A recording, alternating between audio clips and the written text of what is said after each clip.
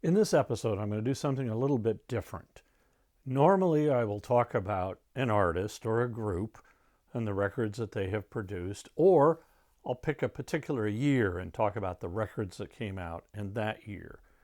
But in this episode, what I'm going to do is we are going to look at a record company and the number of hits that they turned out. And the record company we're going to look at is Motown. They had 237 artists signed to the label. Wow, that's a lot. Now, many kind of went unnoticed, but more than that, made massive hits throughout the history of Motown that we all have been snapping our fingers to and singing along with. Now, here's an interesting fact about Motown Records. Between 1962 and 1971, they had 110 top 10 hits. Now, when you break that down, that means that they had 11 top 10 hits every year. Now, that means almost one a month for all of those years. Wow, that's a record. Well, actually, it's a lot of records. Let's let that statistic sink in for a minute. It's pretty amazing. And there are a lot of great artists who contributed to Motown's success over the years. The Supremes, and then Diana Ross. The Temptations, the Miracles, then Smokey Robinson and the Miracles. Little Stevie Wonder, Martha and the Vandellas, the Four Tops, the Jackson 5, and that list just goes on and on.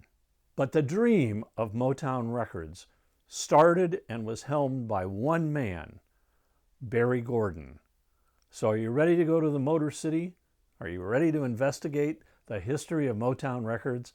Well then, let's drop the needle. Before we get into the history of Motown Records, let's look at the music that created it.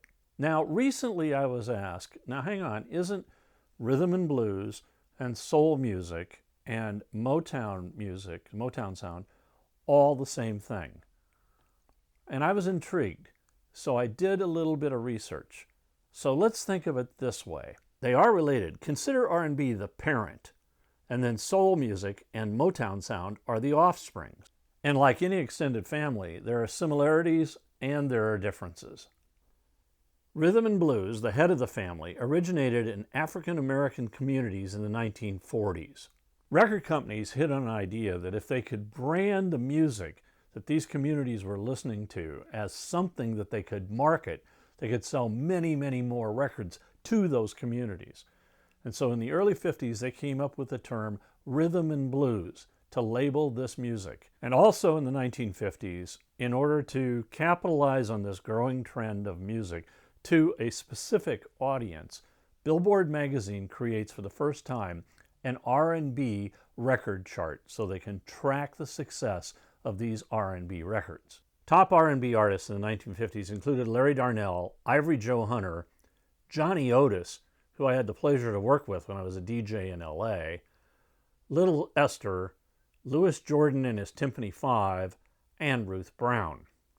Now, there's no question that the sound of R&B contributed heavily to the development of rock and roll, and specifically the British invasion. There were a number of acts out of London at the very beginning who referred to themselves as R&B acts. They were the Animals, the Who, and the Rolling Stones.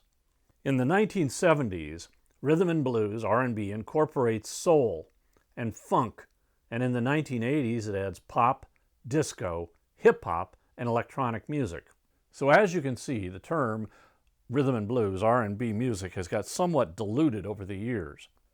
Now, the first offspring of R&B was soul music, and it was created in 1957 by the Stax Record Company in Memphis, Tennessee. And the idea was to modernize the sound of R&B. Soul music became a very casual type of music. The artists would write the songs themselves. They would arrange them in the studio, often recording them as they were just kind of jamming to get the songs. so it made it a much more improvisational feel. And it relied heavily on the old gospel music tradition of call and response. But in this case, it wasn't the preacher doing the call and the response coming from the choir. It was the lead singer doing the call and the response coming from the background singers. Top soul artists include Ray Charles, Otis Redding, the hardest working man in show business, James Brown, and Booker T and the MGs. But soul music evolved, certainly into the Motown sound. But then there was Memphis soul, New Orleans soul, Chicago soul, and even later, psychedelic soul. But let's go to Detroit, and let's see how the Motown sound evolved out of rhythm and blues and a little bit of the soul music. The Motown sound started by one man in 1959 with a big dream, and that man was Berry Gordy. And what he wanted to do is he wanted to take rhythm and blues and give it a distinctive pop element. Now, part of the sound that comes about as the Motown sound is it's very distinctive for its percussion elements and for its clear vocal stylings. Now, the artists that recorded on Motown records were generally vocal groups, and typically they didn't play their own instruments. And the songs they recorded were written by professional songwriters. And then they would go into the studio with session musicians to do the background tracks, and then the vocal group, who was assigned by the producer.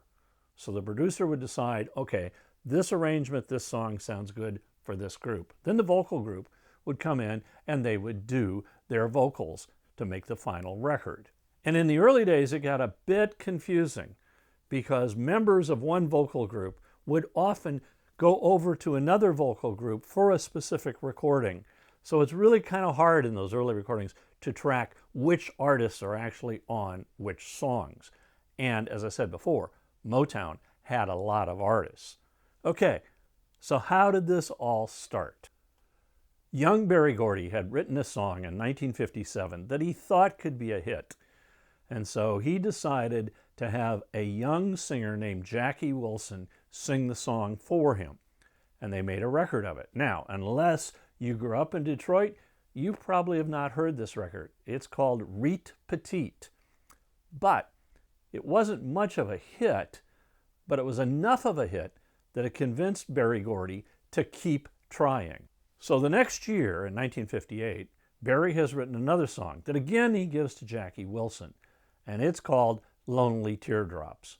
That same year, Berry Gordy signs Smokey Robinson and the Miracles, and here he gets the real deal, because not only are they a great vocal group, but Smokey Robinson writes his own songs, and so he wrote the songs that the Miracles made hits.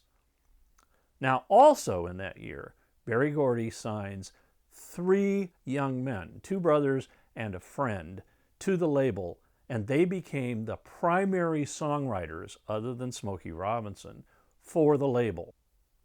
And they are the brothers, Brian and Eddie Holland, and Lamont Dozier, who from 1958 until 1967 wrote almost all of the Motown hits. Now, Berry Gordy was on a roll at this point, and he wanted to expand his business, but he needed help.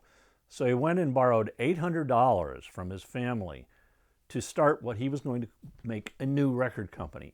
And at that time, he was so enamored by the motion picture that Debbie Reynolds was in, where she played a character called Tammy, that he wanted to call his record label Tammy Records.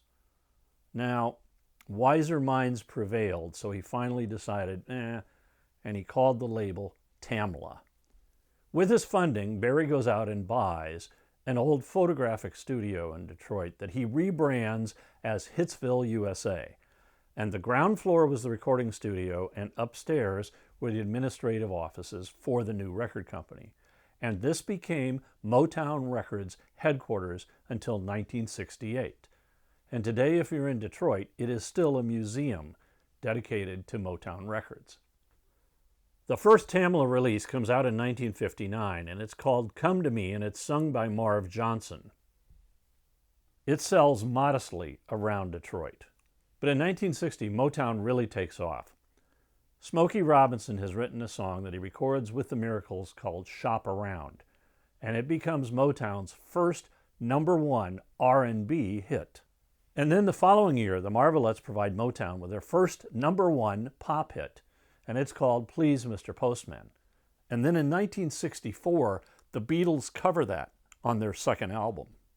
And Please Mr. Postman is the first #1 hit that starts an incredible string for Motown Records, which stretches over 10 years, where they had 11 top 10 hits every year. Like I said, quite an amazing achievement. The label put out lots of hit records between 60 and 67 with all the great artists that they had in their stable. But in 1967, two things happened that dramatically affected the trajectory of Motown Records. The first was there were riots in Detroit, and Berry Gordy decides that he's going to move Motown and the artists out of Detroit to Los Angeles because he's got dreams that he wants to get into the film business. Now, the second devastating thing for Motown Records was in that same year, the songwriting team of Holland, Dozier, and Holland, who you remember had written all of the hits for Motown except for the ones by Smokey Robinson. Well, those three guys decide that they are leaving Motown Records, and they sue Berry Gordy over songwriting credits and royalty. Now, these two events really changed what happened to Motown and started what became its eventual demise.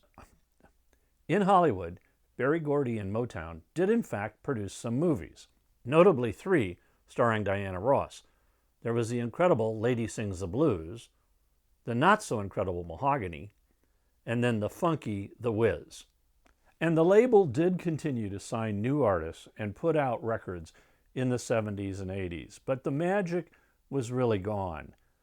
And in the mid-1980s, Berry Gordy sold Motown Records to MCA Records, marking the end of an era. Now, as usual, I've created a Spotify playlist where you can listen to some of the songs that I've talked about in this episode. And here's the link, and I'll also put it in the comments below. Now, as I said, Motown had lots of artists, and we'd be doing a real disservice to the Motown sound if we didn't spend some time talking about the individual artists and the great songs that they produced. And there's a lot. So in the next few episodes, we'll be looking at some of these artists and talking about the incredible contribution that they made to the Motown sound and music worldwide. So thanks, Berry Gordy. It was a great dream you had, and boy, did you run with it. And thank you for watching. And until next time, keep a rockin'.